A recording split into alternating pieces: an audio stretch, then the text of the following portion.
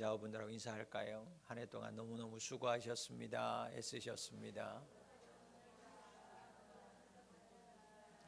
한 번 더 축복하겠습니다. 주의 사랑으로 사랑하고 축복합니다. 마지막 주일에 의인이 할 일이라는 제목으로 함께 하나님 말씀 나누겠습니다. 어떤 외딴 시골 강가에 모녀가 살고 있었어요. 너무너무 가난해서 그들이 자신의 집을 내어놓고 여관 일을 하기 시작합니다. 딸과 엄마가 운영하기 시작합니다. 그 운영한 이유는 집을 나간 아들을 기다리기 위한 방편이기도 했어요. 아들이 소식도 없이 집을 나간 이후에 돌아오지 않은 지가 수년이 지났습니다.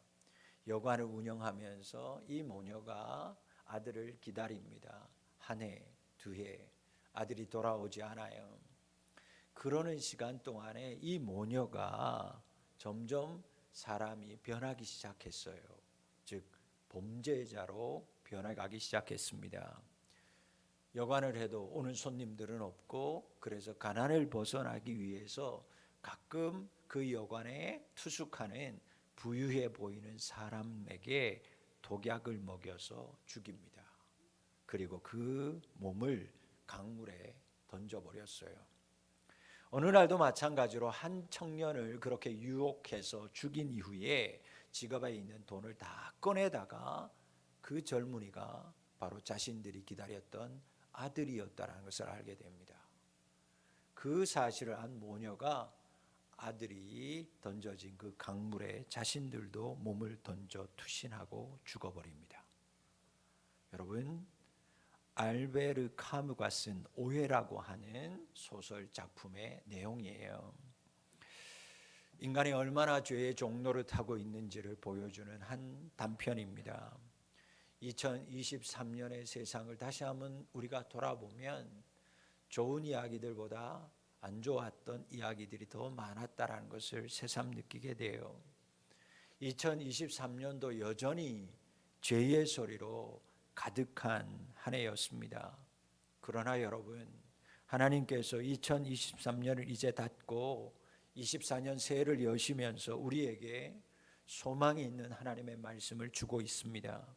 오늘 본문 6절 7절 말씀에 우리가 알거니와 우리의 옛사람이 예수와 함께 십자가에 못 박힌 것은 죄의 몸이 죽어 다시는 우리가 죄에게 종노릇하지 아니하려 함이니 이는 죽은 자가 죄에서 벗어나 의롭다 하심을 얻었음이라. 아멘. 사랑하는 성도 여러분, 예수님의 십자가의 죽으심은 예수님만 십자가에 달려 죽었다라는 사실이 아니라는 거예요. 예수님께서 십자가에 죽으실 때 예수님과 함께 옛사람, 나의 죄의 본성이 있는 나의 옛사람도 함께 십자가에 못 박혀 죽었습니다. 그렇게 십자가에서 나의 옛사람은 죽었고 예수님과 함께 죄에서 벗어나 의롭게 하심을 얻은 내가 이제 하나님 앞에 서 있게 된 존재라는 사실이에요.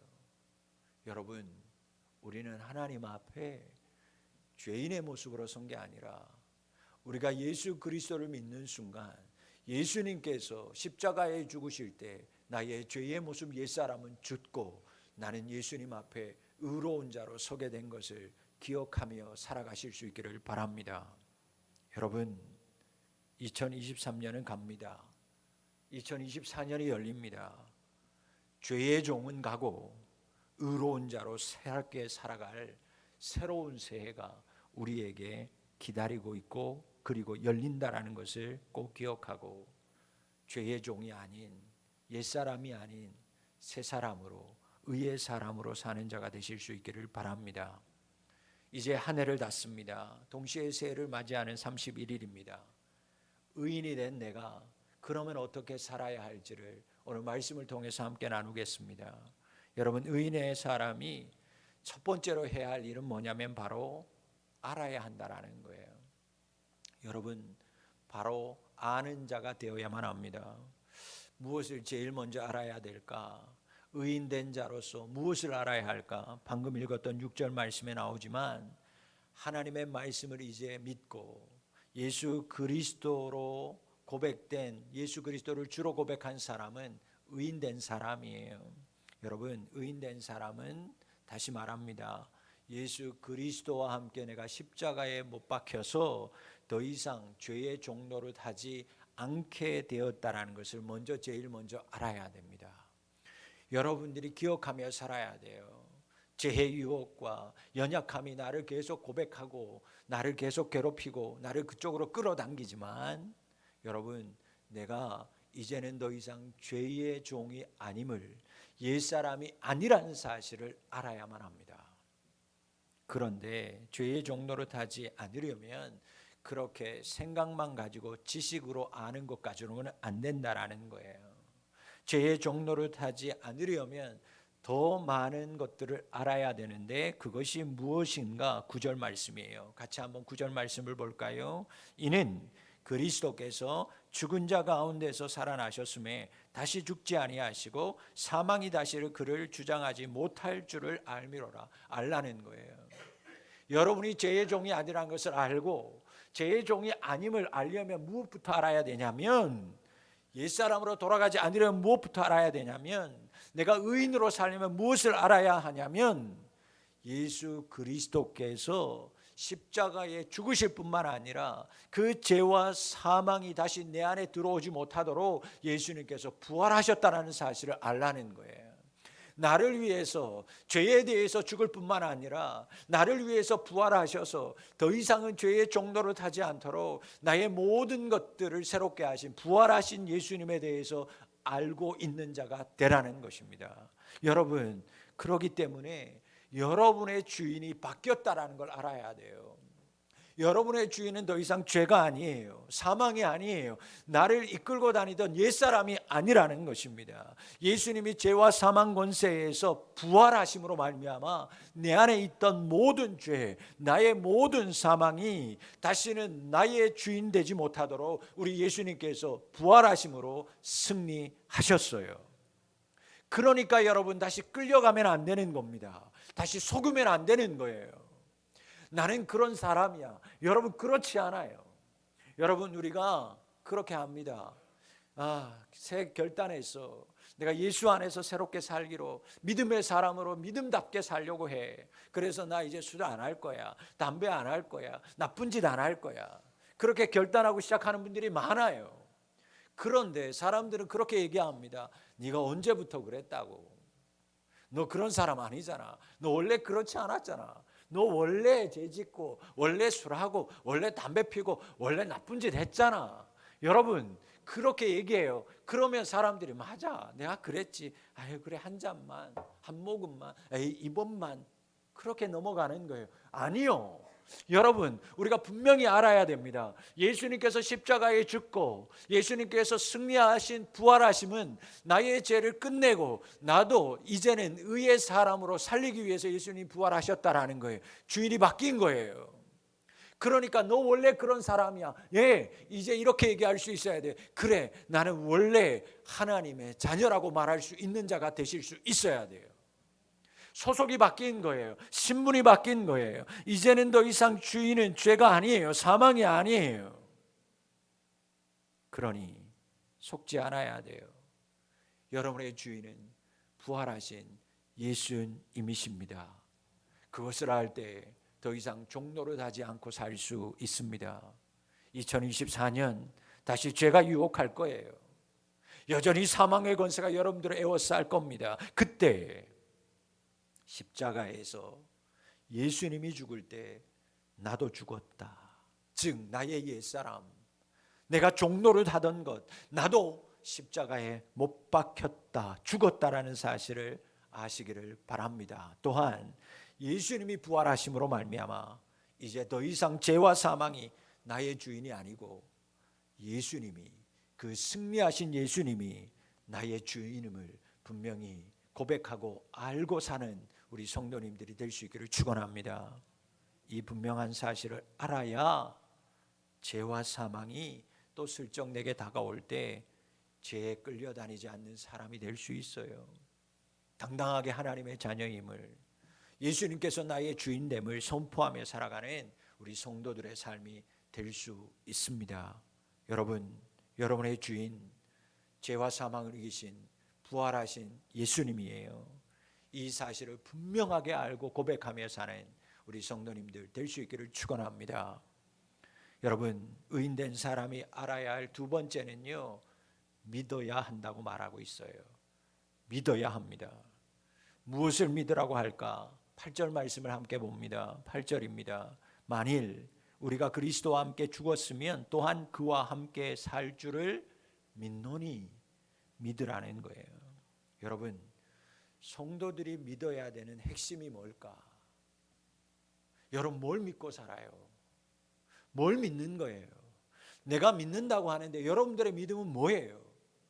여러분 믿는다고 하면 그 믿음의 정체성이 뭐예요? 성도들의 믿음의 핵심은 예수 그리스도의 십자가와 부활이어야만 합니다. 내가 아팠어. 그래서 나았어. 그래서 나는 믿어. 여러분, 그거는요, 믿음이 있다가도 없어지는 거예요. 다시 아플 수도 있는 거예요. 다시 죽을 수 있는 존재예요. 그러나 영원히 변하지 않는 것에다가 믿음을 두어야만 합니다. 그걸 반석이라고 얘기하는 거예요. 예수 그리스도의 죽음과 부활, 그것이 여러분들의 믿음의 고백이 되어야만 합니다. 여러분, 예수님께서 홀로 죽고 다시 사신 것이 아니라고 말씀드렸어요. 죄인이었던 나도 그곳에서 함께 죽고 나도 그곳에서 함께 부활하게 됨을 믿어야 되는 거예요. 나는 잘 될 거야, 그걸 믿는 것 아니요. 그거 믿다가 실패하는 거예요. 그거 믿다가 좌절하는 거예요. 그거 믿다가 나는 이거밖에 안 되는구나, 될 줄 알았는데 다른 사람은 다 되는데 나는 왜 안 될까? 여러분, 그거 믿기 때문이에요. 여러분, 아들 믿기 때문이에요. 아들 믿었다가 아들이 뒤통수 치니까 인생을 끝내는 거예요.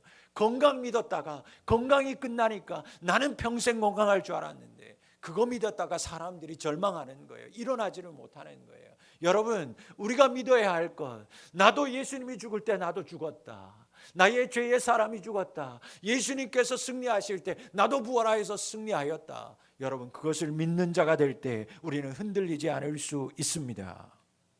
여러분, 성도는 부활의 믿음이 있어야 돼요. 부활의 믿음을 알아야만 합니다. 여러분들이 가지고 있는 지식이 연약할지라도 그렇구나, 나에게는 부활이 있다. 그 부활의 믿음을 알아야 돼요. 왜? 그 부활의 믿음이 있어야, 그 부활을 알아야 우리를 하나님께서 의의 길로 인도하시기 때문입니다. 여러분, 부활의 믿음이 없으면 갈팡질팡해요. 불안해해요. 확신이 서지 않아요. 여러분, 성경은 빈 무덤을 본 제자들이 그것을 증명해요.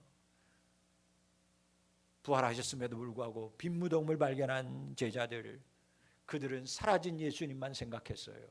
살아나신 예수님, 살아날 거라고 말씀하신 그 말씀은 까마득하게 다 잊어버리고 눈앞에 보이지 않는 죽은 예수님, 그런데 시체마저도 사라진 예수님, 불안하기 시작했습니다. 두려워하기 시작했습니다. 뒷걸음치기 시작했습니다. 결국에는 옛사람으로 돌아갑니다. 나는 아무것도 할 거 없어. 이제는 나는 조용한 곳에 가서 숨죽이고 살 거야. 아무것도 실패했습니다. 넘어졌어요. 옛사람으로, 죄의 사람으로 결국 돌아가잖아요. 그러나 부활하신 예수님께서 그들을 찾아갑니다. 예수님을 만납니다. 샬롬, 평강이 있을지어다. 찢기신 몸을 보여주셨어요. 그리고 그들이 다시 믿음의 눈을 들기 시작합니다.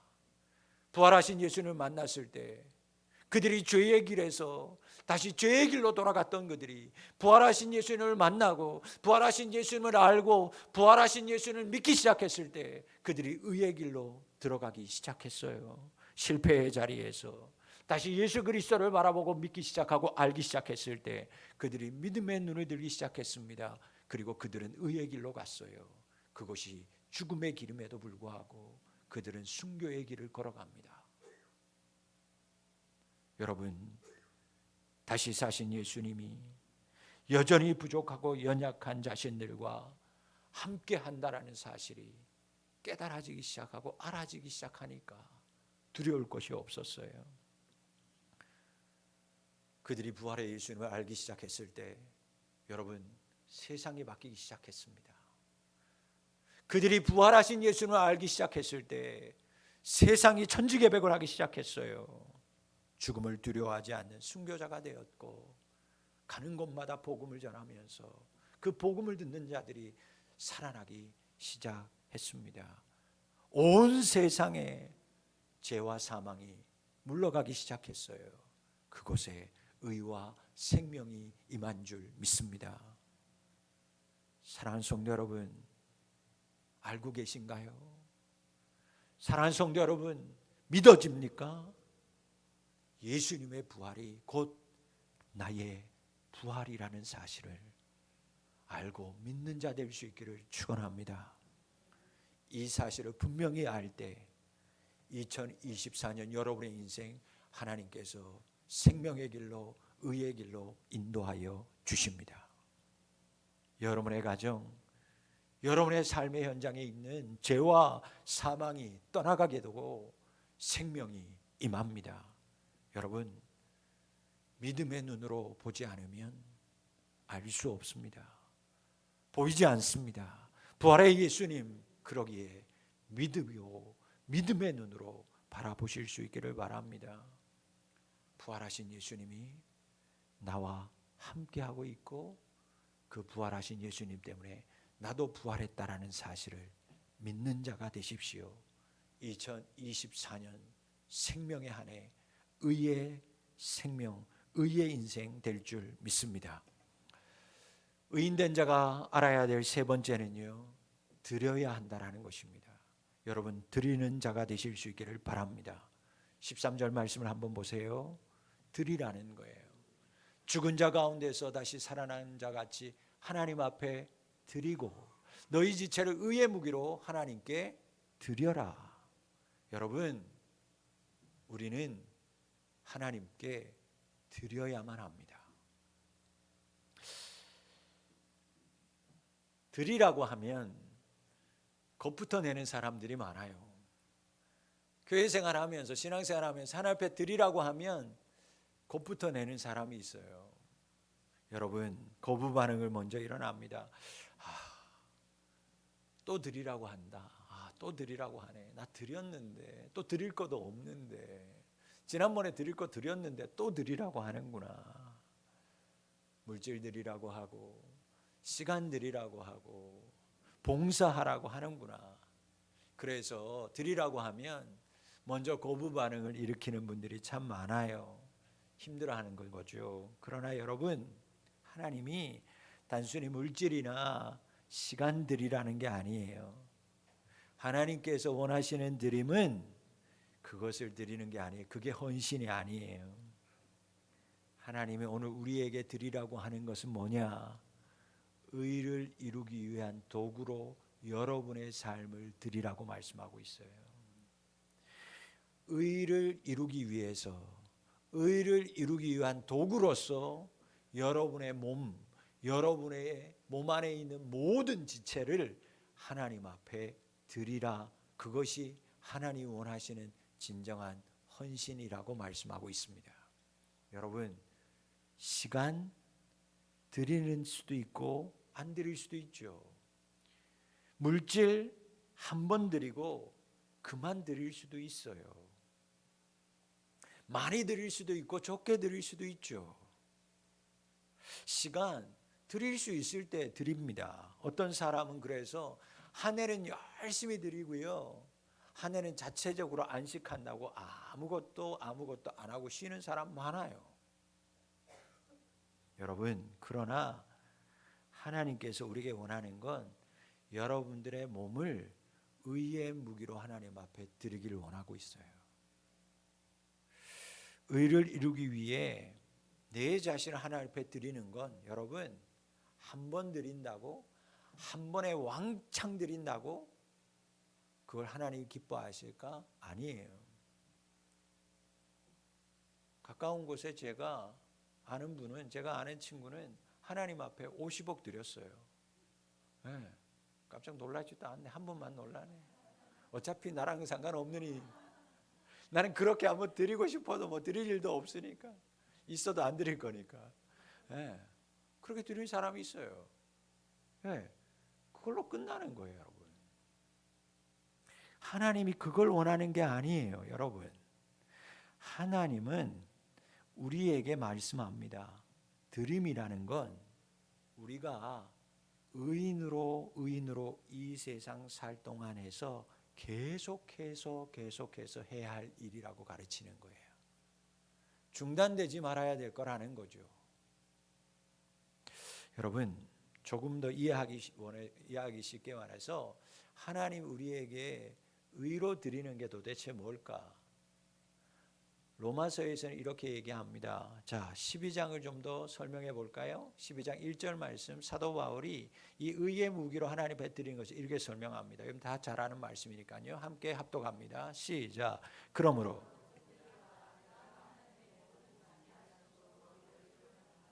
너희 몸을 하나님이 기뻐하시는 거룩한 산제물로 드리라. 이는 너희가 드릴 영적 예배니라. 아멘이십니까? 여러분, 우리는 분명합니다.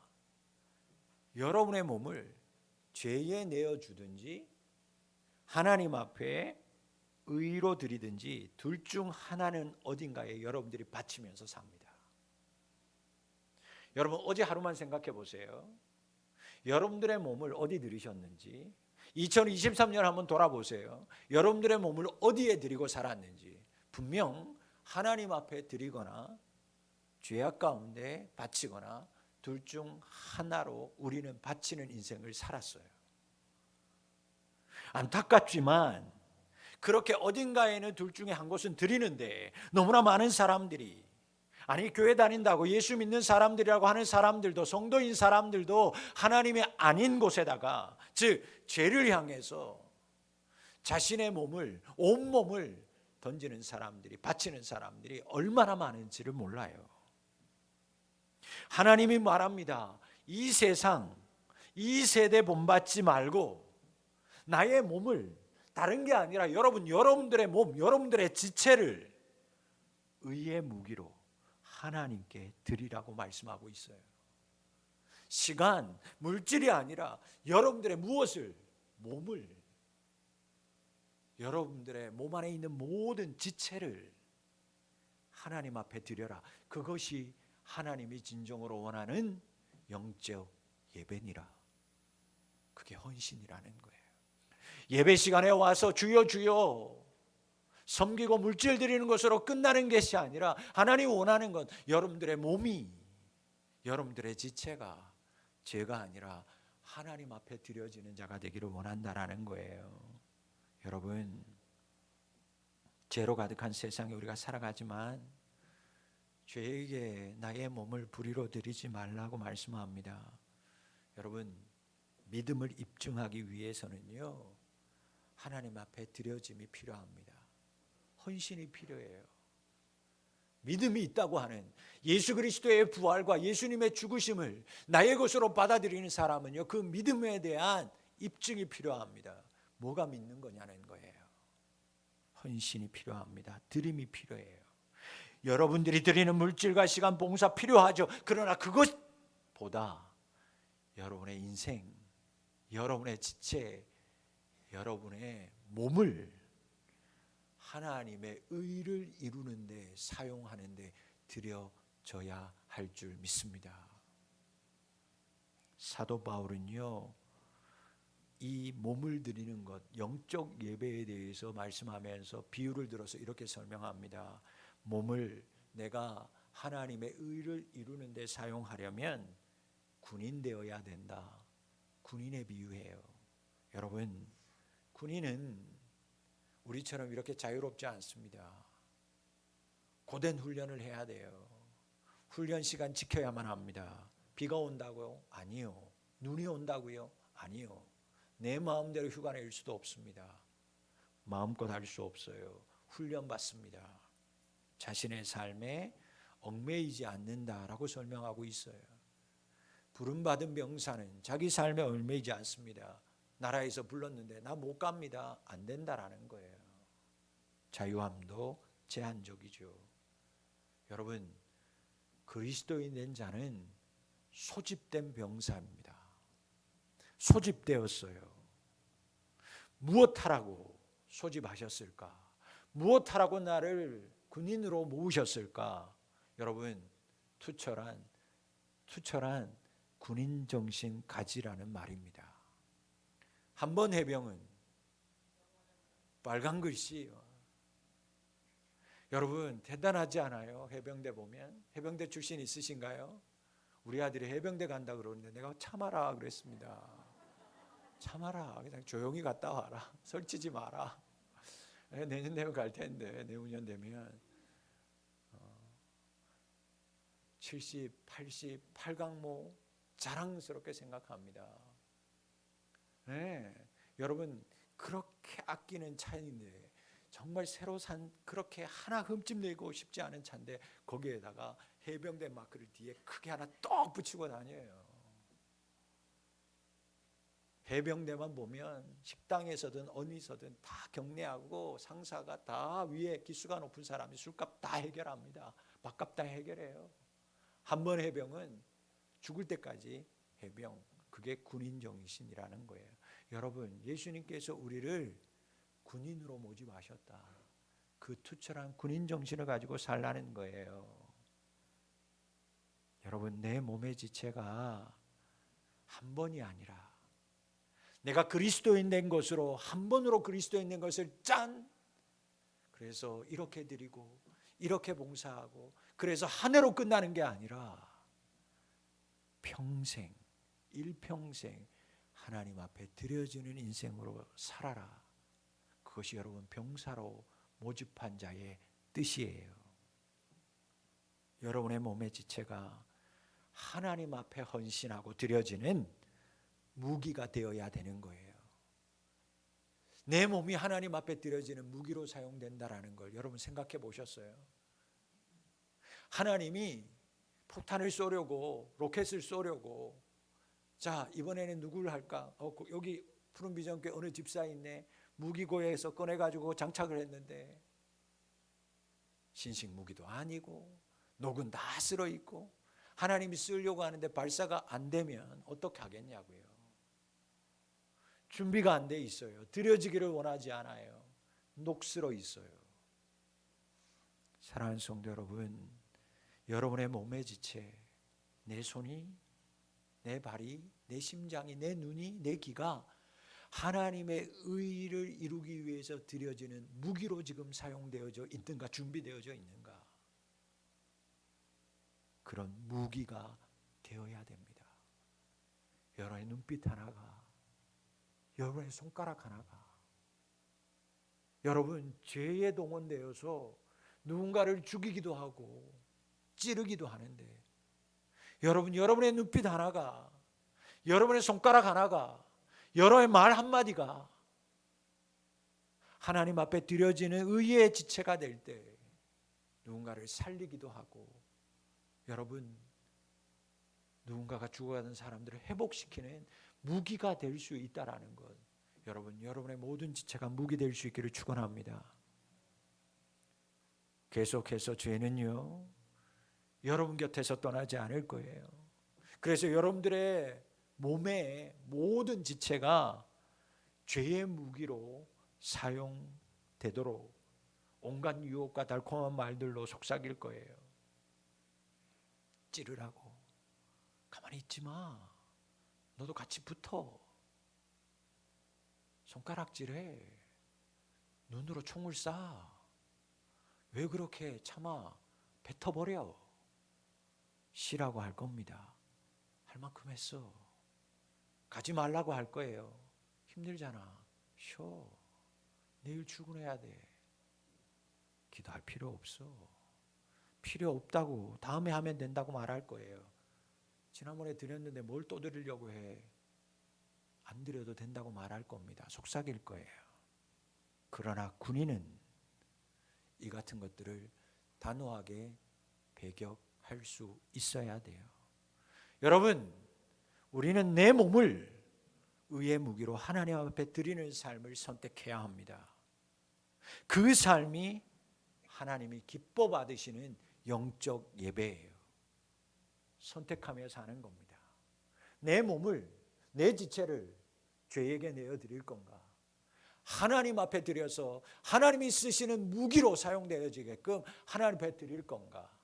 하나님 앞에 드릴 때 그것이 하나님이 기뻐 받으시는 영적 예배입니다. 여러분, 우리의 몸이 하나님께 깨어 있지 않으면 그 사람의 인생은 위태로워요. 여러분, 여러분들의 자녀들을 보세요. 여러분들의 자녀들이 집안에 있지 않고 만약 나 오늘 어디 갑니다, 며칠 출가합니다, 그때서부터 부모들은 불안합니다. 우리 딸이 이제 4학년 되면 이제 임용고시 준비한다고 3박 4일 동안 제주도를 친구들하고 갔다 왔어요. 자기가 운전해야 된대. 운전해 본 적이 없어요. 근데 자기가 운전을 한대요. 월요일 출발하는데 제가 주일날 뭔 일을 하다가 10시인가 11시인가에 집에 들어갔어요. 11시에 제가 걔 데리고 나와가지고 2시간 운전시키다가 들어갔다니까요. 사고 났게 안 났게요? 났어요. 주차하다가 긁었대. 뭐 보험 다 낸다고 상관없다고 하긴 했대요. 여러분, 위태로운 거예요. 여러분, 우리가 죄에 우리의 몸에 지체를 드리면 보는 사람도 위태롭고요, 사실은 당사자도 위태롭다는 걸 사실은 알고 있습니다. 인생이 위태로워요. 여러분, 그 위태로운 인생은 2023년 12월 31일 오늘 오전으로 끝내시기를 주의 이름으로 축원합니다. 내 몸을 죄에게 자꾸 드리고 안 좋은 거 찾아가고 안 좋은 거 바라보고 안 좋은 것에 쓰려고 하고 안 좋은 말려고 하는 것, 여러분 2023년 오늘부로 이제는 여러분들에게 드려진 모든 지체를 여러분 죄에게 드리는 건 끝내시기를 바랍니다. 그리고 이제는 하나님 앞에 죄인이 아니라 의인으로, 의의 지체로 여러분들의 몸을 하나님 앞에 드리는 믿음의 성도님들이 되실 수 있기를 축원합니다. 2023년 마지막 날 이렇게 송년 예배를 드리면서 이제 몇 시간 후면 다가올 2024년 새해를 맞이합니다. 여러분, 의인이 아니라 죄인이 아니라 여러분 의인으로 알아야 할 세 가지를 우리가 살펴봤어요. 이 세 가지의 일을 하는 의인의 인생이 복 있는 인생이에요. 이 세 가지 내가 알아야 되고 믿어야 되고 들어야 되는 것, 과연 내가 할 수 있을까? 벅차다고 생각됩니까? 나는 못할 거야. 여러분, 그렇게 생각하는 사람이 오늘 주시는 말씀이에요. 할 수 있습니다. 왜? 나는 이미 분명한 사실은 내가 믿지 못해서 그렇지, 나는 이미 십자가에 죽었고 십자가에서 부활한 나의 주인이 예수님이기 때문에 내가 주인이면 못해요. 내가 주인이면 다시 돌아갈 거예요. 그러나 예수님이 나의 주인이기에 끌어서 이끌어 가실 줄 믿습니다. 자신에게 말씀하세요. 자신에게 고백하세요. 자신의 영혼에게, 그리고 여러분들 거울 앞에서 매일매일마다 고백하세요. 나는 하늘의 은혜를 알고, 나는 하늘을 믿고, 나는 하나님을 드리는 인생으로 삽니다. 나는 예수 그리스도의 은혜를 압니다. 나는 예수 그리스도를 믿습니다. 나는 예수님께 드리는 인생을 살겠습니다. 여러분 자신에게 고백하세요. 고백한 대로 하나님이 인도하실 줄 믿습니다. 우리는 지금까지 알고 있었지만 믿지는 못하고 살았어요. 알고 믿는다고 하면서도 드리지는 못하면서 살았습니다. 그래서 지금까지 위태하게 산 거예요. 하나님을 보실 때도 내 자신을 봐도 알았지만 믿지 못했고 믿었지만 드리지 못했기 때문에 지금까지 우리는 위태로운 길을 걸어온 거예요. 죄에서 벗어나지 못한 탓에 여전히 하나님 주시는 의의 축복, 의의 길을 경험하지 못하고 산 것입니다. 지금 와서 운다고 여러분 지난날의 나의 죄가 사라집니까? 내가 지금 와서 후회한다고 믿어지나요? 내가 지금 와서 참는다고 여러분 헌신할 수 있어요? 옛날 어르신들 그런 노래 불렀죠. 울려고 내가 왔던가. 네. 찬송가 544장. 힘쓴다고 되냐? 참는다고 되냐? 찬송가 544장 우리에게 이렇게 고백합니다. 우는 것도 안 된다. 참는 것들로도 안 된다. 오직 그 답은 믿으면 된다. 그렇게 말씀하고 있어요. 믿으면 되겠네. 주 예수만 믿어서 그네를 힘입고 오직 주께 나가면 영원 삶을 위태로운 거 끝내려면, 영원한 삶 하나님 앞에 드려지는 의의 삶을 살려면 예수 그리스도와 함께 내가 십자가에 죽고 내가 부활하였다는 걸 알아야 돼요. 믿어야 돼요.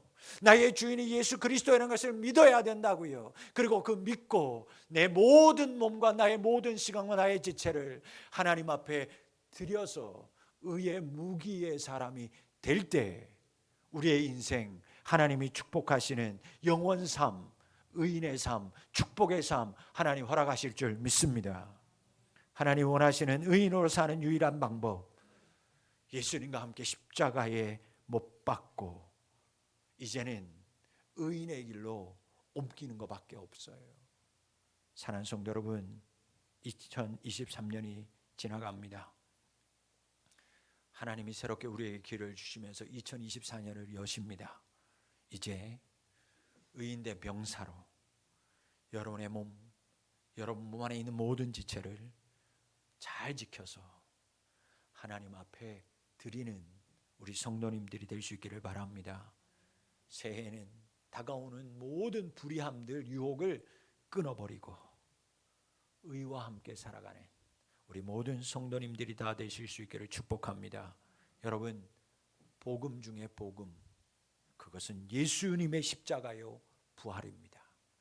예수님의 십자가, 예수님의 부활, 그것이 우리의 삶을 죄에서 의로 이끄는 복음 중에 복음이라는 사실을 알고 믿음으로 주님이 주인 되심을 인정하며 여러분의 주인에게 온전히 드려지는 인생, 주님께 여러분의 몸을 의의 병기로 드리는 우리 모든 성도님들의 새해가 될 수 있기를 주의 이름으로 축원합니다. 기도합니다. 살아계신 아버지 하나님,